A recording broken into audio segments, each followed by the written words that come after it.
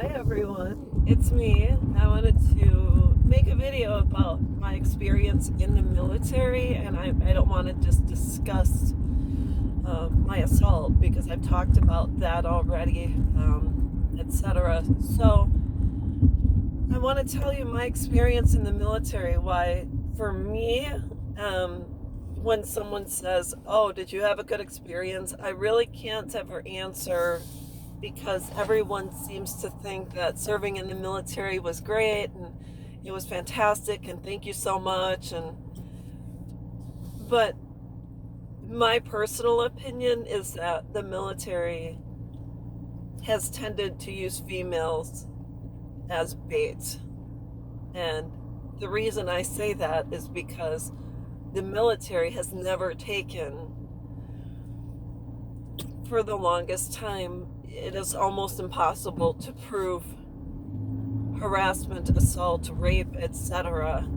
Because the truth is there is far more men serving than women, and there's the thing called the bro code where guys will back one another up and say, well, I don't think that happened. I mean, it's,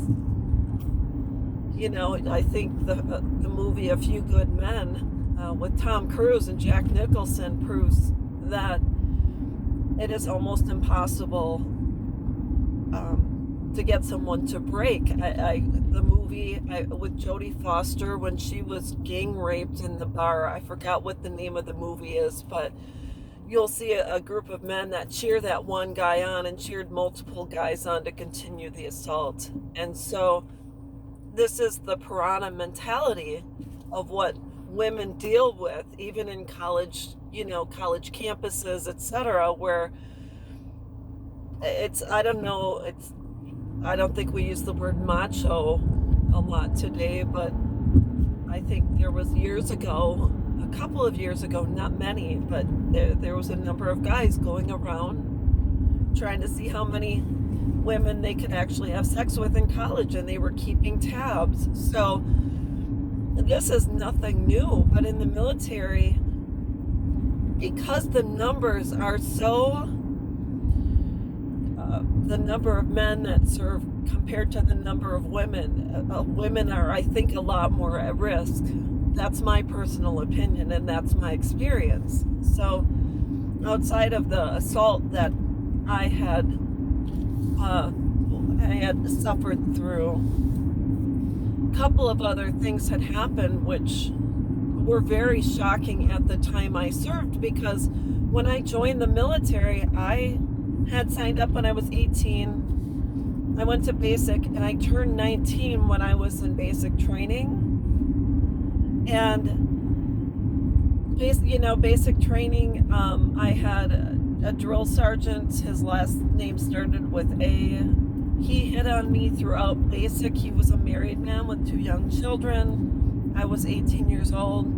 I even have an inscription in my basic training yearbook that says, I enjoyed seeing you every day. And it was, I'd have to read it, but I have proof that that happened.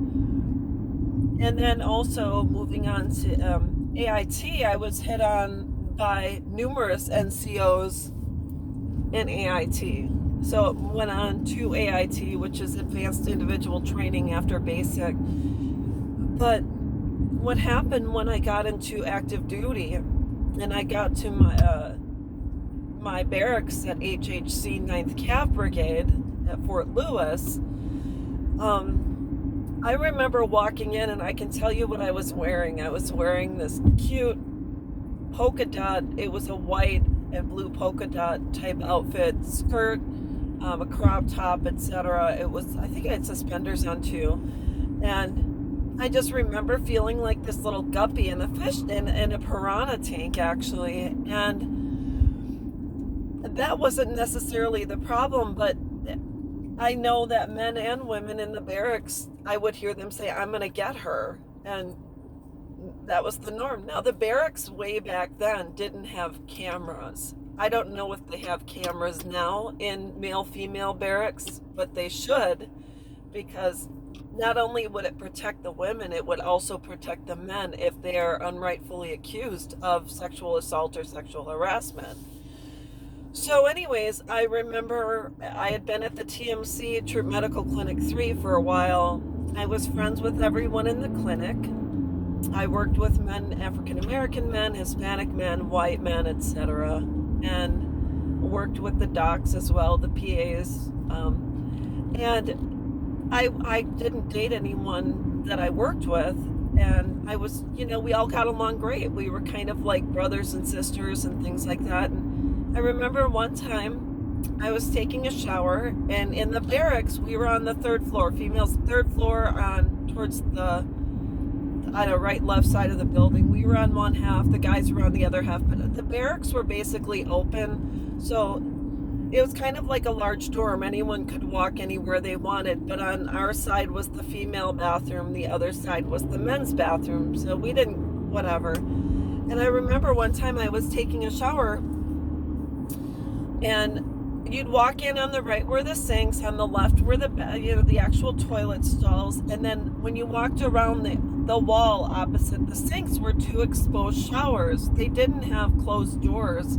You walk, immediately around the wall, and you'd have one shower and then a wall separating from the other shower. So I walked in, and I was in the first shower, and I was rinsing my hair out, and I looked up, and there was a male medic standing there watching me shower. And I ran around that wall separating the showers, and I said, "You need to get the F out." And I'm screaming, and he's holding a drink, and it was such a shock that he finally sauntered out, and I wrapped myself in the towel, and I went back, got dressed, and found one of my NCOs that I worked with in the clinic, one of the medics, and I told her what happened, and she said, "It doesn't matter if you tell, they won't do anything." So that was my first experience in the military where a female NCO told me, "It doesn't matter if you tell, they won't do anything." But I opted to tell. And I told, our first sergeant was African American, our CO, company commander, CO, was white. I told the medic that had watched me shower was an African American guy. I told, I remember they pulled him in the office to talk to him, and absolutely nothing happened. They let him out with an honorable discharge, and that was that. So, as you can see, very early on, women were programmed to know, even if you told, nothing would happen. It didn't matter. You were not of value to the military, and you were just there basically to service the men. So I tell you, there's nothing like that being ingrained inside of your brain from a very young age on, that you are valueless, that you're not worthy, that your words don't mean anything, that the male soldiers, not all of them, but some of them, can do whatever they want, and there will be no repercussions, and they will not face any charges. They will not face Article 15s, where they won't face anything. So anyways, I just wanted to say that my experience in the military, I've discussed it before. Had I not been assaulted in the military, had I not been harassed, I could have guaranteed I would not have chosen to marry someone who was abusive. I would not have chosen to have relationships with people who abused me day in and day out. I'm just telling you, because of that, I have told this to others before. I do not believe I have really ever been valued in a relationship for who I am as a person, and not just what I can do in the bedroom. So I'm just sharing this because I want to let other people know what it's like to be in the military, what it was like way back when in the 90s, even prior to that, when I talked to other females who have even greater horror stories than what I've shared. But I don't think there has probably been a female that has been unscathed when it has come to harassment and rape. And that's my truth. And fortunately I have a voice now, but I'm telling you, I don't know how my life would have been different, but I know I would have married someone awesome and kind, and I would have chosen to have relationships with men who valued me and who wanted to get to know me, and I would have seen greater value in myself. I'm not telling anyone this to make anyone feel sorry for me. I am better off mostly as a single person because that's just the way it is. Because my picker, if you watched A Millionaire Matchmaker, my picker has been off for so many years. So that's all I wanted to say. I hope this helps someone else. Slowly but surely, I have slowly but surely had a change in mindset regarding my value.